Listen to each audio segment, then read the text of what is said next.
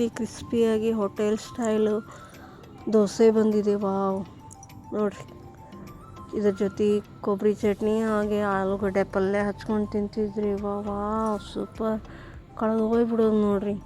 ನನಗಂತೂ ದೋಸೆ ಅಂದರೆ ತುಂಬ ತುಂಬ ತುಂಬ ಇಷ್ಟ ನೋಡಿರಿ. ದೋಸೆ ಪಡ್ಡು ತುಂಬ ಇಷ್ಟ ಆಗುತ್ತೆ.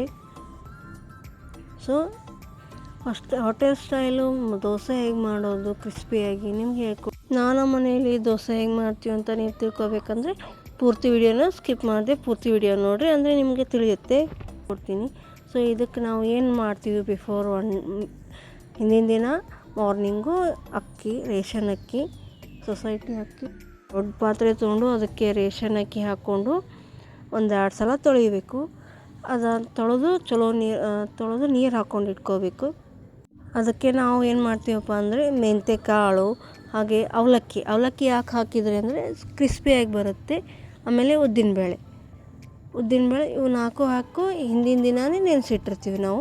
ಹಿಂದಿನ ದಿನ ನೆನೆಸಿಟ್ಟು ಸಾಯಂಕಾಲ 6 ಗಂಟೆ ಅಥವಾ 7 ಗಂಟೆಗೆ ಮಿಕ್ಸಿ ಮಾಡ್ಕೋತೀವಿ ನೋಡಿರಿ. ಇದು ಮೆಂತ್ಯ ಕಾಳು ಹಾಗೆ ಅವಲಕ್ಕಿ ಹಾಕೋದ್ರಿಂದ ಕ್ರಿಸ್ಪಿಯಾಗಿ ಬರುತ್ತೆ, ಹೋಟೆಲ್ ಸ್ಟೈಲ್ ದೋಸೆ ಬರುತ್ತೆ. ಸೊ ಅದು ಮರುದಿನ ಮಾರ್ನಿಂಗ್ ತೆಗೆದು ಹಿಟ್ಟು ಉಬ್ಕೊಂಡಿರುತ್ತೆ, ಚೆನ್ನಾಗಿ ಉಪ್ಪು ಹಾಕ್ಕೊಂಡು ಕೈ ಆಡಿಸ್ಕೊಂಡಿದ್ದು.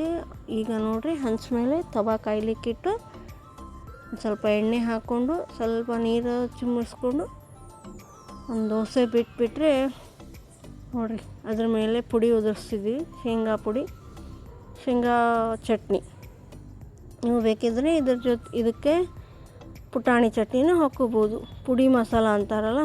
ಸೊ ಅದೇ ರೀತಿ ನೋಡಿರಿ, ಪ್ಲೇಟಿಗೆ ಆಲೂಗಡ್ಡೆ ಪಲ್ಯ ಹಾಗೆ ಚಟ್ನಿನ ಸರ್ವ್ ಮಾಡ್ಕೋತೀನಿ ನಾನು.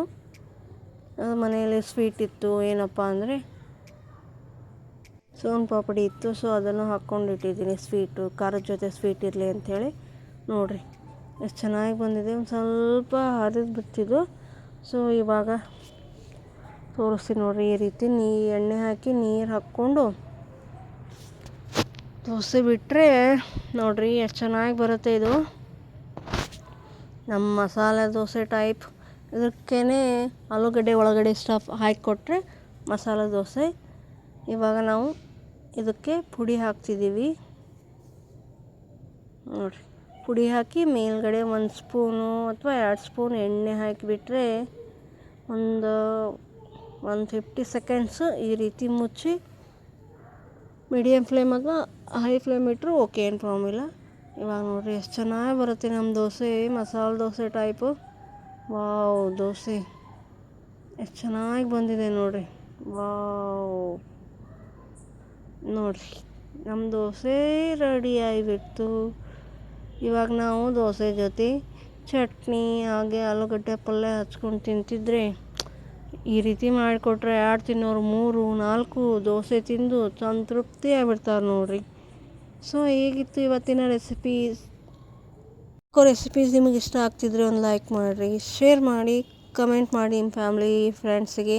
ಹಾಗೆ ಸಬ್ಸ್ಕ್ರೈಬ್ ಆಗಿ ಮತ್ತು ಪಕ್ಕದಲ್ಲಿರೋ ಬೆಲ್ ಐಕಾನ್ನ ಕ್ಲಿಕ್ ಮಾಡಿರಿ, ನಿಮ್ಮ ನೋಟಿಫಿಕೇಷನ್ ಬರುತ್ತೆ, ನೀವೇ ಮೊದಲೇ ವಿಡಿಯೋ ನೋಡ್ಬಾರ್ದು.